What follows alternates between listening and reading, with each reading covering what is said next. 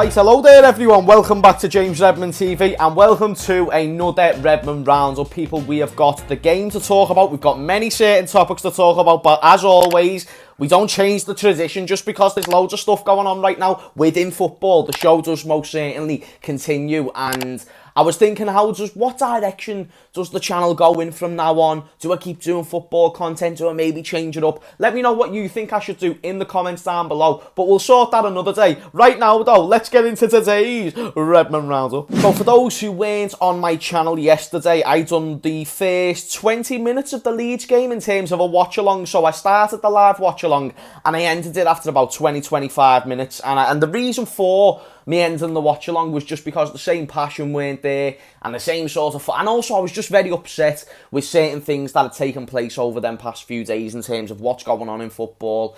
I weren't really, every time we got a chance in the game, I just weren't reacting the same, I weren't feeling the same, so I just ended the stream, and it weren't just one of them out of nowhere. I said goodbye and that, and of course, but even people were mentioning about there was a protest at Anfield, and you know, in my head that didn't really make sense with the fact the game was at Ellen Road, but I called my mate who lives by Anfield, he said there weren't any protests at Anfield, but of course when they do take place, I'm definitely going to go there. So I ended the stream, continued watching the game, was kind of just on my phone and then looking at the game, so I never really got the best sort of view of it, and we're going to do player ratings. And the reason why I didn't do an instant match reaction yesterday is simply for the fact that I just didn't want to, and I know this is my job, and I never forgive myself for not turning up to work, but work is so fucked right now. It's just like, yeah man, I think I needed a night off, do you know what I mean? I done a live stream yesterday in the day talking about the situation. Today we're going to talk about it even more on the Redmond Roundup, as well as many other things,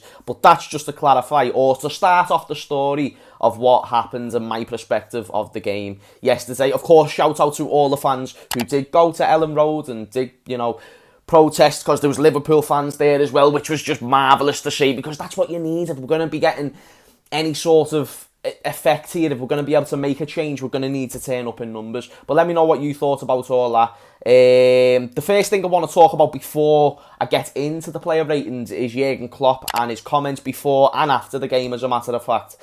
Obviously he doesn't stand by it, and listen, there's one thing about Jurgen Klopp, right people, where I just think to myself, there's no other man in this situation that I'd rather be going through this storm with. Because Jurgen Klopp right now, modern day, there's not a better man for this club. You know, when you talk about match made in heavens, that, you know, Jurgen Klopp and Liverpool is that match made in heaven. And even the way he handles himself, some people assumed he was sticking up for FSG, but people, you've kind of got to understand, you know, he's still got a job to maintain, and he hasn't. I actually really believe all these managers, right, when they all say, we don't know what's going on. People think we've got some sort of inside job. This is so dodgy. It doesn't surprise me that the managers and the players all found out the same time as we did, because that's just the way these all want to, you know, Perez, friggin' FSG, the Glazers, Kroenke, like they all want to work it in that format so everyone else isn't in the know. And then when it's all out there, they've took the right sort of precautionary actions. They put them in place so that they know what's going to happen. So they knew the negative reaction was going to happen. They knew managers weren't going to like it. They knew players weren't going to like it. But the thing is, they've got an answer for each of these things. So Jurgen Klopp is very limited to what he can say, what he can do, and the way he takes on this situation. You know, I even tweeted out yesterday, it doesn't surprise me if Klopp leaves within the week. Now I don't think that's going to happen, but it doesn't surprise me if at the end of the season he leaves, or by the time this European Super League, which is rumoured for August, if he leaves then. It's very in two worlds to where it could go. But that being said, I'm proud to have that man as my manager, and I know it hasn't been a great season for literally numerous reasons, but he still turns up to work. Bear in mind, he's had personal problems as well, and it's not that I'm trying to give him extra points. I'd give him points if he weren't going through personal problems, but that can't be overlooked either. He's doing this through going a lot of tough times himself within his family, so I had to talk about Jurgen first and touch on his comments as well, because, like I said, a lot of people misconstrued them comments for sticking up for FSG when I got the complete opposite message, and that he's very much with us, the fans. So let me know what you think in the comments down below. Right now I want to talk about the game and player ratings and stuff like that. How important was the 3 points going into that fixture against Leeds United? I mean, well, usually it was very important. You know, I always say this, The biggest game up until the Real Madrid quarterfinals, every game up until them two legs was our biggest game of the season. Why? Because we were either competing for the league at the start of the season, we were competing for top 4 at around February, March, and obviously we still had the Champions League as well. But because the Champions League was the more clear route to victory, we thought, you know what, we'll go with that direction because that's going to be more beneficial to us, because that's the more clear way to actually end this season with some silverware. Now, we got knocked out by Real Madrid. For me, that couldn't have been topped as a bigger, Leeds United, even though we needed the 3 points for top 4, that's not a bigger game than Real Madrid. And the same goes for if we got to the semi-finals and whatnot. There's just something about knockout competition where it makes the element just that little bit larger, at least in my opinion. That being said, Leeds was still a huge game. 3 points that we needed for top 4. The thing is, we find out the day before the game, we actually don't really need the 3 points as much for the reasons that we want to get them solely, which is for top 4. Why? Because we don't need to get top 4 no more. We're automatically entered into a Super League, which, by the way, there's no relegation or elements of competition. As a matter of fact, you've got to be invited into the cunt to be able to participate. So when we talk about these things, and when we talk about, and I'll talk about the European Super League more in a bit, going into the game, I was very interested to see how important was these 3 points to the players. Now, of course, I'm assuming it meant a fucking lot just because they're competitors. And even if they're playing a friendly, they're still going to want to do very, very well. I get that. This is a team of champions. That being said, that's got to have an effect on your mind some way or another. It's got to. Let's not even think about top 4. That's not the way Klopp's teams work anyway. They take it game by game. But Leeds is a very difficult game. And with all that head mess and all that sort of change, it affected us. Now, Leeds, granted, that was going to be a difficult game with or without the circumstances. We could have won, lost or drew that game, no matter what they were. So I'm not making excuses, but I'm genuinely curious. And the Leeds players as well, who acted brilliantly, by the way. How did it affect both sides? Do you get what I mean? So it's on top of the fact, bear in mind, we've had a poor season. Leeds have had a good season. They're mid-table. That's phenomenal for them. We've had a poor season. Our confidence is low.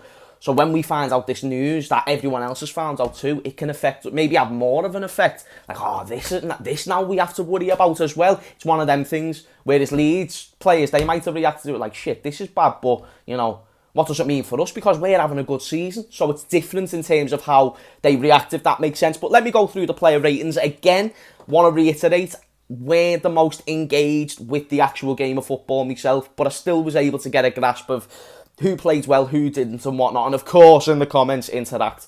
In goal, Alisson, I thought he was sound. Probably a lot of people said he was man of the match. I think that's a shout. Made some good saves, done what he had to do well. Patrick Bamford nearly got a goal, but he came out, he covered his lines, and that's what good goalkeepers do. So I'm happy to give Alisson a 7. Thought he was solid. But again, that's what you expect from one of the best goalkeepers in the world. Robertson at left back. I thought that was one of his better games going forward. I thought he done well against Helder Costa. That being said, you saw towards the end that, fatigue came in and it played a factor. And that's one thing we need to talk about with Robbo, how tired he is and, stuff like fatigue will play a thing, especially when you've got the mentality of an Andrew Robertson. Just because think about it, Andrew Robertson, right, and sorry, I'm just looking at my laptop because something just came up. But just think about it, the mentality of an Andrew Robertson, how much he runs and all this different type of thing. Like, I think it's one of them with Robertson, right? He doesn't care how tired he is. He's just going to keep going. For better or for worse, for good or for bad, no matter how much of an impact he will have, he will just keep going. So I'm going to give Robbo 7 points. Now, I'm going to give Robbo 7 because I thought he had a good first 60-70, and then I saw him start to die down in the second half. And again, speaking of halves, this was a game of two halves. Liverpool started this game very, very well, very explosive, but Leeds came back in the second half and then regained control. Trent at right back, I'm going to give him I'm going to give Trent a 6.5. Thought he got exploited a few times, but it weren't his worst game by any means necessary. So I'm not going to be too harsh on him. Centre-backs, Kabak. He obviously had that great run in the first half, but you could see there was especially for the goal, Llorente's goal, he should have been at the right side of that. So for that, I'm going to affect his rate. I'm going to give him a 6. Without that, he might have got a 7. More so a 6.5, but I'll say a 6. Fabinho, he played the centre-back, of course, because Nat Phillips was injured. I'll give Fabinho, I thought he was okay. I'll give him a 6.5. I thought, he misplaced a few passes. It weren't the most solid performance, but he was still solid just because you expect that from Fabinho. And bear in mind, I do these ratings off expectation leading into a game, and expectation tells me Fabinho's always supposed to be boss, but I get he can make mistakes, so just based on that, 6.5. Midfield, we'll do these all in one. Milner, 7. Gini Wijnaldum, 5. And then Thiago, 7.5. That's the way I'm going to do it. Gini, terrible. Barely any touches in the second half. He looks fatigued as fuck. Get him out the team, put him on the bench. Get Curtis Jones, who, by the way, was playing some really good football before we dropped him, but hey-ho. James Milner, very solid against this former team. Always leads by example, always vocal on the pitch. He's just that's what you want your captain to be when your actual captain isn't there. So, James Milner was quality. And then Thiago, that was one of his best performances in a Liverpool shirt. And I don't want that to be overshadowed by everything we've been talking about. Because yes, the 3 points don't mean that much. Yes, football is fingered. But we also still need to back our players while they're wearing this crest and while they're wearing the red shirt. And Thiago yesterday, in my opinion, had a very solid performance. So, past Thiago, front three. Jota, 40 played well. Going to give him an 8. Mane, made up for man like Sadio. Come on, let's get a round of applause. If you're there chilling watching this video, make sure you're giving him a round of applause as well, because mate, Sadio needed that goal. And I'm not saying he's going to go on and score 10 goals now, but I'm just happy he could just get a goal, smile, celebrate, and now we can move forward, hopefully build a little bit of momentum. Just even if it improves his confidence, that surely is only a good thing. So I'll go with a 7 for Mane. And then Firmino's going to get a 6. Again, I thought it was sound, but nothing too special. Still, though, linked up the play pretty well. And there was a few other moments that he'd done pretty good. We done the sub. Salah came on. Oxlade came on. Was terrible. Salah should have scored. He got put on a plate by, I think it was Firmino or was it Thiago, can't remember. That being said, we should have won the game, but Leeds also had an argument for them winning the game. So let me know your thoughts and who you thought should have won, but also let me know your man of the match in the comments down below. Right, so now I want to talk about Florentino Perez. The cunt, basically, he's just a knobhead, isn't he? And I don't know if you saw the quote yourselves, people, but I will put it on the screen, but there's so much bullshit that he's actually said. I'd rather recommend you go and read the quotes and then come back maybe, or hear what I've got to say and then go and read the quotes, because some of the things he was saying, it just makes me think, like, right now, what's happening is a dictator, because he's a dictator, is now taking over our sport because we've allowed these dictators to enter our sport and change these type of things. And obviously, Perez, we're only talking about Perez because he's the front man and centre for it. You've got the Glazers who have a big part. You've got FSG who play a big part. But Florentino Perez is front line and centre to everything that has to go on with this Super League. And when you're saying things, because he came out and this was one of his quotes, he was like 16 to 24-year-olds clearly don't enjoy or understand this modern day game, because, you know, saying things like we should make matches shorter just so the younger audience get more invested. Making football matches shorter, and we feel this is okay. And I'm only proposing this just in case there is any fans who feel there's any element of this that's fine. Because when Perez is coming out and talking about, the younger audience is probably the most engaged when it comes to a football game, or when it comes to news and transfer news. When you're in school, sixth form, year 7 to 11, or even across the world, I don't know how it works, but I'm sure if you've got a group of friends who love football and you're in between the age group of like friggin' 10 and then like 35, you're probably going to talk about it all day, every day, no questions asked, just because that's what your brain is thinking about. When you're younger, you're more drawn to things that are more fun, and football is fun for everyone, and this is the type of thing that doesn't make it fun, because I get there's times in a game where it can maybe seem dragged out and it can maybe seem a little bit boring, but then that's for the people who truly love the intricacies of football and the art of football. They can sit there and enjoy that. But then little fuckers like me who just love world class goals, because that's what I thrive for, that's why I love football. Steven Gerrard 50-yard mad goals, that's what I live for. But I also understand little passionate, little tiki-taka, people love that as well. People also love a team that will stay compact. There's some people who will love how Burnley play, and that is marvellous, and that's what the greatest thing about football is. The majority might like one thing, but there's always the few who will have their own little cup of tea. So what I'm basically trying to say is, change is a good thing, but when you're trying to change things like the length of a match, when there's nothing wrong with that, that's where I have a problem. And when you're not even taking into consideration what impact this has on the working class communities, by the way, that have been building on these football clubs, building on an economy around these football clubs for 100 years. It's not just like it's something that happens overnight, mate. It's over 100 years of PR history that this Perez fella, who's about 90, thinks doesn't he have grandkids? Because clearly his judgment on the general consensus of football fans, it's not the greatest, is all I'm going to say. You know, the most polite way possible, because I've got other words that I want to use that, quite frankly, you know, I enjoy this YouTube channel and I don't want to get it cancelled, so I'm just going to kind of leave that there. But when it comes to this, when it comes to the Glazers don't even know the friggin' offside rule. FSG, they probably don't even know most of our players' names. These are people that don't care about this sport, mate. They care about the bank accounts. And I guess, like, there's some global fans who won't care about this in any way, shape or form. And it's not really for them to care about. It's our battle to fight at the end. You know, if you want to see Mbappe versus Haaland every week, that's you. But that's not me. That's not what I want. So that's why I'm coming on this platform and saying my sort of stance on it. You get what I'm saying? But I don't know. Let me know what you think in the comments down below. Again, if you haven't saw the full quotes, I really would recommend going and reading them and just basically gathering an opinion, because that's all we can basically let out at the moment is our opinion, and just hope over time that something can happen. Another thing that Perez mentioned as well, because obviously there's been a lot of speculation about, like, Leicester, you know, have they won the league because they're third, or is it them or West Ham? And then you've got the things like Leicester have already won the FA Cup because Chelsea are, of course, in the Super League. You've got rumours saying the Europa League semi-final won't take place. You've got rumours saying the final won't, like, you've got all this bollocks.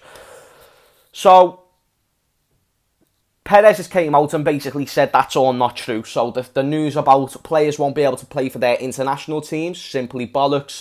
Players won't be able to play in these UEFA Champions League semi-finals, bollocks, and stuff like that. So basically he's saying these are just all empty threats from UEFA, and this is where we need to see. And by the way, UEFA isn't the good guy in this conversation either, nor is the Premier League. They're all bellends in their own right. Let's just get that real. The thing we really actually need to be supporting here is the Football League and all the lower teams. That's the number one priority, and it always has been, but clearly not when it comes to the marketing side of things, as the Premier League have already fucked that up. That being said, so we can't make out like they're the good. These are all bad knobheads and just want the best for themselves. Bear in mind, the Premier League is also a league that was charging us 15 quid to watch Burnley and fucking Brighton.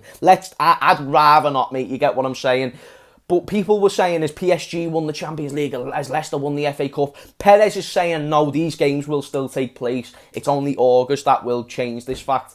And I don't know. Let me know your thoughts on everything I've talked about in this video. That's going to be the end of today's Redmond Roundup. Again, I'm going to try and bring these as often as I can. Let me know things I can talk about with the way football is at the moment, because, of course, we can't talk about normal stuff. However, thank you for staying tuned, people. It means everything that you're still watching the channel, still contributing in terms of the likes and the subscribes, which do very much certainly go a long way. The Redmond's army is only getting stronger, and I'm loving it, mate. You know, like I said, I've had a few difficult days in terms of accepting the sport changing, but when I realise I can just come on the YouTube channel, say my mind, and we can all come to a conclusion, that's what makes me better, and that's what makes me keep doing this. So thank you, love every single one of you, and I hope you have a marvellous day. See you later.